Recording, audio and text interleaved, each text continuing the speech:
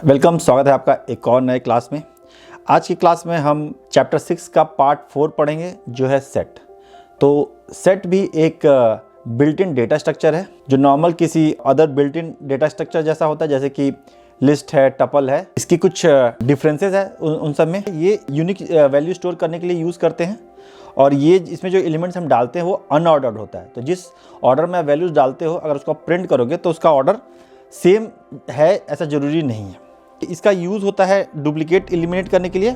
और जो set operations आपने देखा होगा, अगर आप क्लास 12th में मैथ्स आपने पढ़ा होगा तो उसमें सेट ऑपरेशंस होते थे कुछ, तो वो मैथमेटिकल सेट ऑपरेशंस करने के लिए और मेंबरशिप चेक करने के लिए इसका यूज़ हम करते हैं। इसके कुछ कैरेक्टरिस्टिक्स हैं। पहला है कि ये अनऑर्डर्ड है, जैसा मैंने बताया था। दूसरा है कि इसके अंदर यूनिक एलिमेंट्स होते हैं, तो अगर आप कोई डुप्लीकेट वैल्यूज़ एंटर करना चाहोगे तो वो आप नहीं कर सकते हो।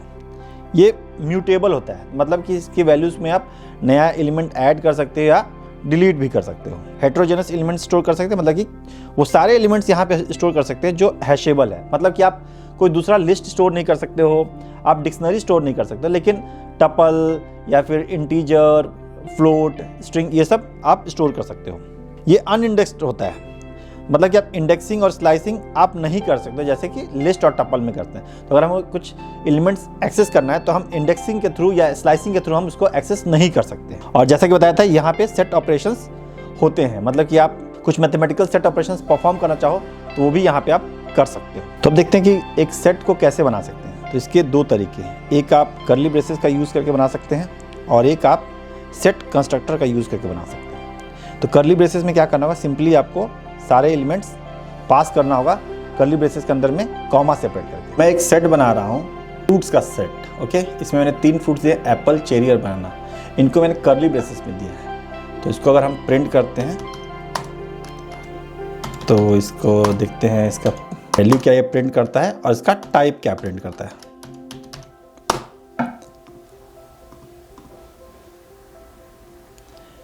तो ये देखिए, यहाँ पे वैल्यू प्रिंट किया जो हमने पास किया था, लेकिन ये रैंडम ऑर्डर किसी भी ऑर्डर में दे दिया और इसका जो टाइप है वो क्लास सेट है। तो जैसे मैंने बताया था कि फ्रूट्स अनऑर्डर्ड होते हैं, तो वो किसी भी ऑर्डर में वो अपना आउटपुट दे सकते हैं। और अगर आप सेट कंस्ट्रक्टर यूज़ कर रहे हो तो उसमें आपको सिंपली आपको एक सीक्वेंस पास करना होगा, वो उसको कन्वर्ट कर देगा सेट में। मैं बनाता हूँ एक फ्रूट्स का लिस्ट, ओके, और उस लिस्ट से हम कन्वर्ट करेंगे, उसको सेट में बनाएंगे। तो अगर मैं फ्रूट्स बोलता हूँ, ऐसे फ्रूट्स का एक लिस्ट बनाता हूँ और मैं एक सेट बनाता हूँ, सेट अंडरस्कोर फ्रूट्स। ओके, तो इसमें जब हम सेट बनाना होगा तो हम सेट कंस्ट्रक्टर का यूज़ कर सकते हैं और इसमें हम लिस्ट पास कर देंगे। तो ये देखिए, यहाँ पे इसने सेट बना दिया। तो अगर आपके पास कोई लिस्ट है, उससे अगर आपको कन्वर्ट करना है और सेट बनाना है तो आप सेट कंस्ट्रक्टर यूज़ कर सकते हैं। उसी तरह से मान लो कि हम इसको एज एक टपल बनाते हैं, तो क्या होता है, टपल, इसको रन करते हैं तो टपल से भी कन्वर्ट कर देगा आपको सेट में। अगर आपको एम्प्टी सेट बनाना है तो आपको सेट फंक्शन ही यूज़ करना पड़ेगा, आप कर्ली ब्रेसेस यूज़ नहीं कर सकते हो। क्यों नहीं कर सकते हो? क्योंकि अगर कर्ली ब्रेसेस हम यूज़ करेंगे विदाउट एनी एलिमेंट तो उसको वो समझ जाएगा कि ये एम्प्टी डिक्शनरी बना रहा है, लेकिन हमें तो एम्प्टी एक सेट बनाना है। तो उसके लिए आप सिंपल सेट कंस्ट्रक्टर ही यूज़ कर सकते हो without any element. Empty set अगर आप बनाओगे तो आप ऐसे ब्रैकेट्स में नहीं दे सकते। अगर आप इसको रन करते हो तो ये देखो, यहाँ पे ये बोल रहा है कि ये क्लास डिक्शनरी है। तो अगर आपको एम्प्टी सेट देना है तो सिंपल आपको सेट कंस्ट्रक्टर का यूज़ करके और आपको यूज़ करना, उसमें कोई एलिमेंट नहीं देना है। तो ये एक एम्प्टी सेट बना देगा। एम्प्टी सेट ये रिप्रेजेंट करता है सेट एंड पैरेंथेसिस से, जो कंस्ट्रक्टर जो यूज़ होता है। बट अगर एम्प्टी डिक्शनरी है तो कर्ली ब्रेसेस से यूज़ होता है। सेट म्यूटेबल होता है, मतलब उसके अंदर हम एलिमेंट्स ऐड कर सकते हैं या फिर अपडेट कर सकते हैं या फिर हम उसमें से रिमूव भी कर सकते हैं। तो हमारे पास एलिमेंट ऐड करने का 2 तरीका है। एक है आपका ऐड मेथड। तो इसमें आप क्या करते हो कि आप ऐड मेथड को जो भी एलिमेंट पास करोगे उसको वो सेट में ऐड कर देगा। ज़रूरी नहीं कि उसको वो एंड में ही ऐड करेगा। क्यों? क्योंकि ये अनऑर्डर्ड होता है, वो कहीं भी डाल देगा अपने हिसाब से। मेरा एक सेट है, फ्रूट्स का सेट है, इसमें मुझे कुछ नए फ्रूट्स ऐड करने हैं। तो मान लो उसके लिए हमें क्या करना होगा, हमें ऐड मेथड का यूज़ करना होगा। तो आप ऐड में जो भी एलिमेंट दोगे उसको वो ऐड कर देगा फ्रूट्स में। तो हम यहाँ पे ऐड करते हैं एक फ्रूट से मैंगो और इसको फिर प्रिंट करते हैं। तो ये बिफोर एडिंग, ये आफ्टर एडिंग है। Let's see. तो ये देखिए बिफोर एडिंग ये तीनों थे, चेरी, एप्पल एंड बनाना, लेकिन after adding mango, cherry, Apple और बनाना हो गए। दूसरा मेथड होता है अपडेट मेथड। अब अपडेट मेथड क्या करता है कि जो आप एक लिस्ट पास करोगे या फिर जो आप एक सीक्वेंस पास करोगे, उसको, उसके जितने भी एलिमेंट्स हैं सारे को वो जाके ऐड कर देगा सेट के अंदर में। अगर वो एलिमेंट ऑलरेडी है तो कुछ नहीं करेगा, अगर नहीं है तो उसको ऐड कर देगा। अगर आपको मल्टीपल ऐड करने हैं तो आप यूज़ कर सकते हो अपडेट मेथड को, ओके। और इसमें एक आप सीक्वेंस पास कर सकते हो, वो कोई भी, एक लिस्ट भी हो सकता है, एक टपल भी हो सकता है, कुछ भी हो सकता है। तो लेट्स से कि हमें पास करना है लिस्ट, ओके, मैंगो एंड मान लो कि मैं डाल रहा हूँ लीची, ओके। तो ये क्या करता है, तो ये देखिए मैंगो और लीची इसने ऐड कर दिया। ये लिस्ट भी हो सकता है, एक ये टपल भी हो सकता है, एक ये रेंज भी हो सकता है। तो अब मान लो कि हमें बनाना है टपल, ओके, टपल ऐड करना है, तो क्या होगा, लेट्स रन इट, फिर भी वो वर्क करेगा। सिमिलरली अगर आपको रेंज डालना है, रेंज ऑफ 5, ओके, ये देखिए इसने ऐड कर दिया रेंज को, ओके। और एक चीज मैंने और बताया था कि हेट्रोजेनस होता है, मतलब किसी भी तरह का स्ट्रिंग, इंटीजर, एनी हैशेबल, मतलब एक टपल भी ऐड कर सकता है। चूंकि ये म्यूटेबल है तो हम इसके एलिमेंट्स को रिमूव भी कर सकते हैं। तो उसके लिए हमारे पास एक मेथड है रिमूव मेथड। तो क्या करेगा कि आप जो एलिमेंट यहाँ पास करोगे, अगर वो सेट के अंदर में है तो उसको वो डिलीट कर देगा, अगर नहीं है तो वो एरर दे देगा। लेकिन अगर आप डिस्कार्ड यूज करते हो तो वो अगर एलिमेंट है तो उसको डिलीट करेगा, अगर नहीं है तो कोई एरर नहीं देगा। मेथड है रिमूव मेथड।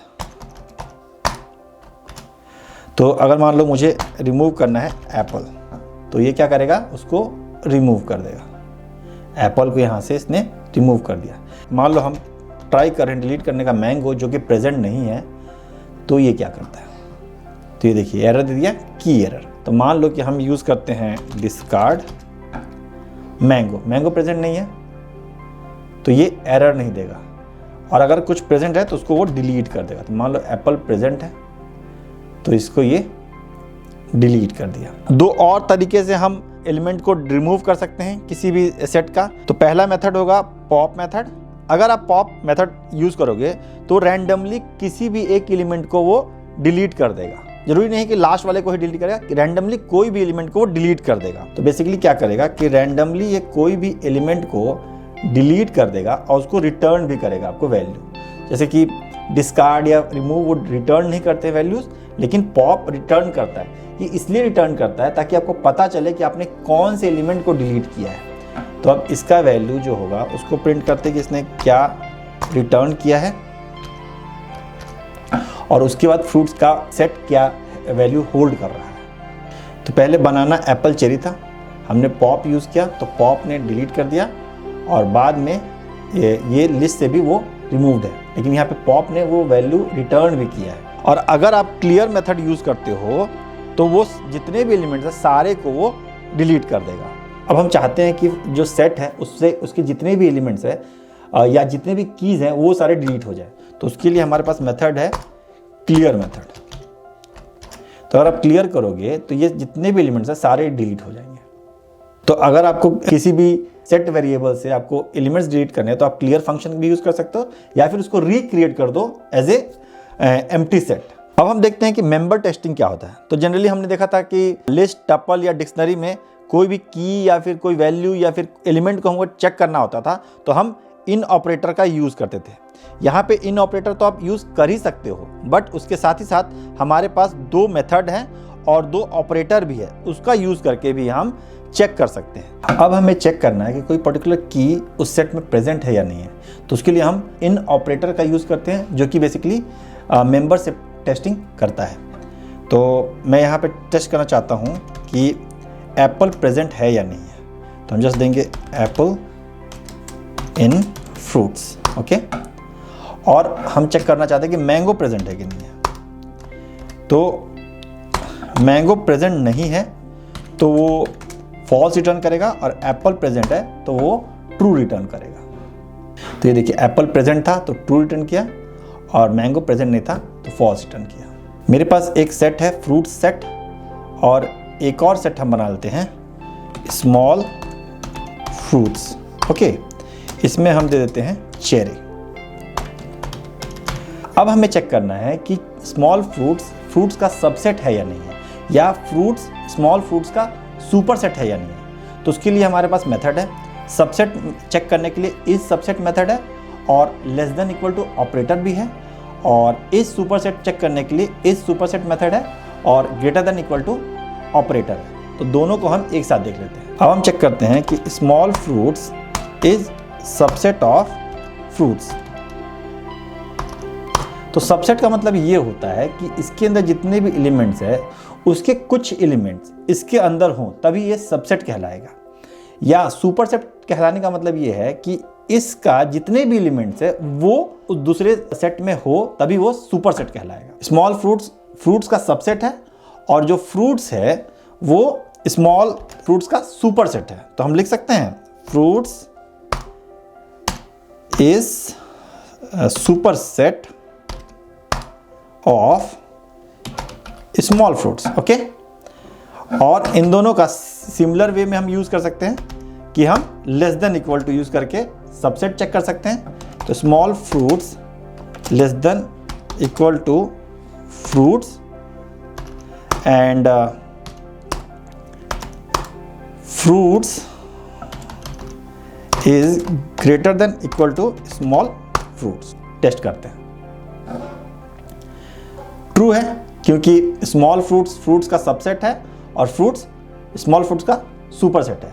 एक और मैं सेट बना लेता हूँ, लेट्स से फ्रूट्स 1। ओके, इसके अंदर हम डालते हैं मैंगो, एप्पल। ओके, अब हम चेक करते हैं कि फ्रूट्स 1 फ्रूट्स का सबसेट है कि नहीं है। तो ये नहीं होगा। क्यों नहीं होगा? क्योंकि जो मैंगो है वो फ्रूट्स के अंदर में नहीं है, मतलब कि वो सारे एलिमेंट्स इसके अंदर होने चाहिए। सिमिलरली हम चेक करेंगे फ्रूट्स 1 का सुपरसेट है कि नहीं है। तो नहीं है क्योंकि इसके सारे एलिमेंट इसके अंदर नहीं है, राइट। इसी तरह से यहां भी हम चेक कर लेंगे, रन करते हैं। ये देखिए सारे का ये फॉल्स है। तो इस तरह से सबसेट एंड सुपरसेट का हम टेस्टिंग कर सकते हैं। अब मैंने बताया था कि मैथमेटिकल ऑपरेशंस भी हम सेट पे कर सकते हैं, जो कि सेट ऑपरेशन जिसे बोलते हैं। तो हमारे पास 4 तरह के सेट ऑपरेशंस हैं। पहला है यूनियन। तो यूनियन अगर करना है तो मान लो कि आपके पास 2 सेट है, S1 जिसके एलिमेंट्स हैं 1 और 2, और हमारा S2 है जिसके एलिमेंट्स है 2 और 3। अब इसमें से हमें वो सारे एलिमेंट्स निकालना है जो यूनिक एलिमेंट्स है जो दोनों में हैं। तो जैसे कि मान लो कि 1 भी निकले, 2 भी निकले और 3 भी निकले, ये सारे दोनों में प्रेजेंट हैं। तो हमें लिखना होगा union S pipe S2, right. अब हमें सिर्फ कॉमन निकालने हैं। तो क्या है, 2 है सिर्फ कॉमन, तो उसके लिए हमें यूज़ करना होता है इंटरसेक्शन, जिसे बोलते हैं हम लोग एम्परसेंड से। तो एम्परसेंड S2 करोगे तो ये सिर्फ इंटरसेक्शन निकालेगा। उसी तरह से minus returns elements in one set but not in other, मतलब कि अगर हम लोग लिखेंगे S1 माइनस S2, इसका मतलब ये वो सारे एलिमेंट्स S1 के निकालेगा जो S2 में नहीं है। और लास्ट है हमारा सिमेट्रिक डिफरेंस, वो सारे एलिमेंट्स चाहिए जो S1 में हो या S2 में हो, लेकिन दोनों में ना हो। तो उसके लिए हम करते हैं S1 देन कैप S2, इसको हम लोग बोलते हैं सिमेट्रिक डिफरेंस। मैं एक सेट बनाता हूँ, सेट 1, जिसमें मैं एलिमेंट्स डालता हूँ 1, 2, 3 एंड 4।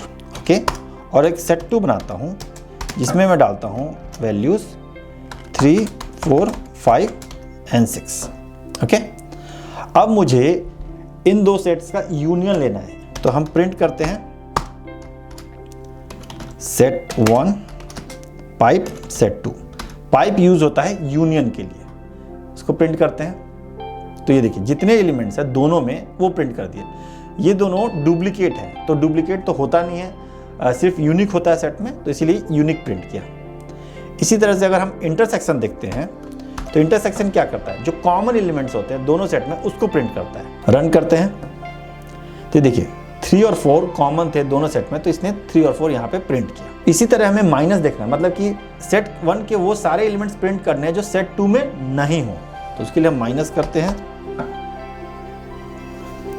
तो ये देखिए 1 और 2, 3 और 4 सेट 2 में थे, इसीलिए उसको प्रिंट नहीं किया।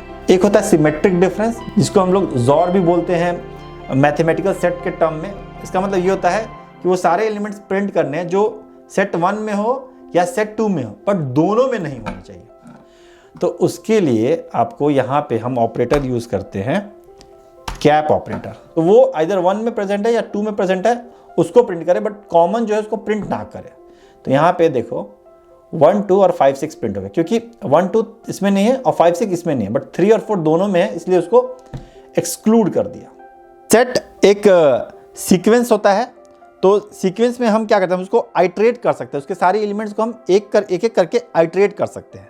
तो अगर मान लो कि हमारे पास ये सेट है और उसके सारे एलिमेंट्स को हमें प्रिंट करना है, तो हम फोर लूप लगा के वो सारे प्रिंट कर सकते हैं, मतलब कि हम फोर लूप से उसके एलिमेंट्स को आइट्रेट कर सकते हैं। तो अभी मान लो कि मेरा यूज केस है कि इसके जितने भी कीज है या एलिमेंट्स है उसको प्रिंट करना है, तो हम क्या करेंगे, फॉर की इन फ्रूट्स, इस पर ट्रैवर्स करेंगे और उसको प्रिंट कर देंगे। तो इसके जितने भी एलिमेंट्स थे उतने ये यहाँ पे प्रिंट कर दिया।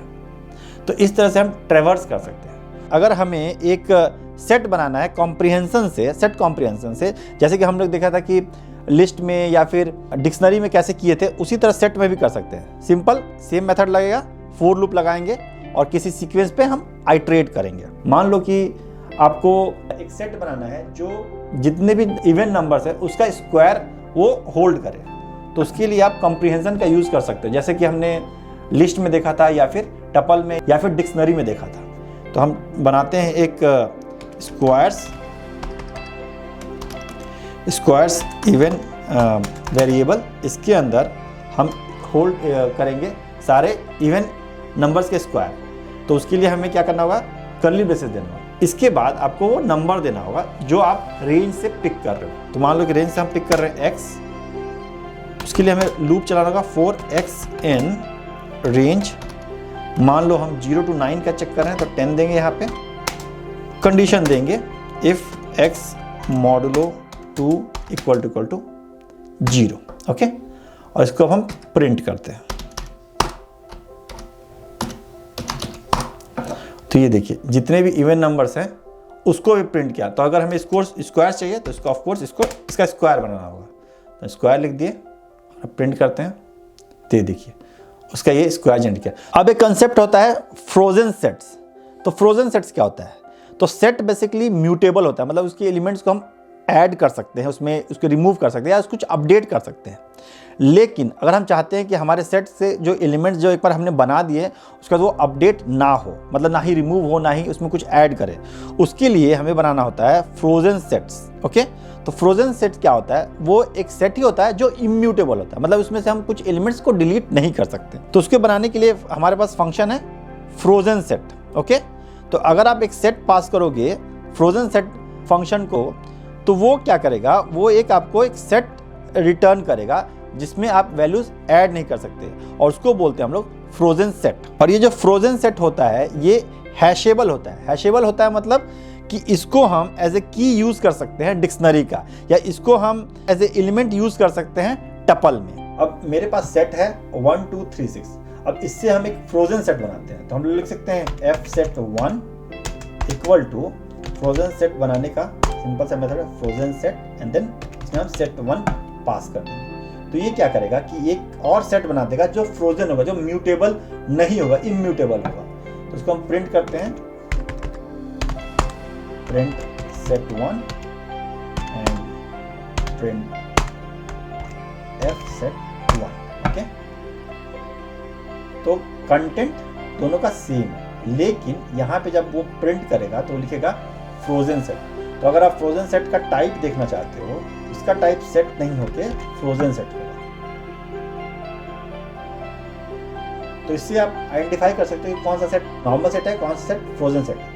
तब मैंने बताया था कि फ्रोजन सेट में हम वैल्यूज़ को ऐड नहीं कर सकते, fset.add।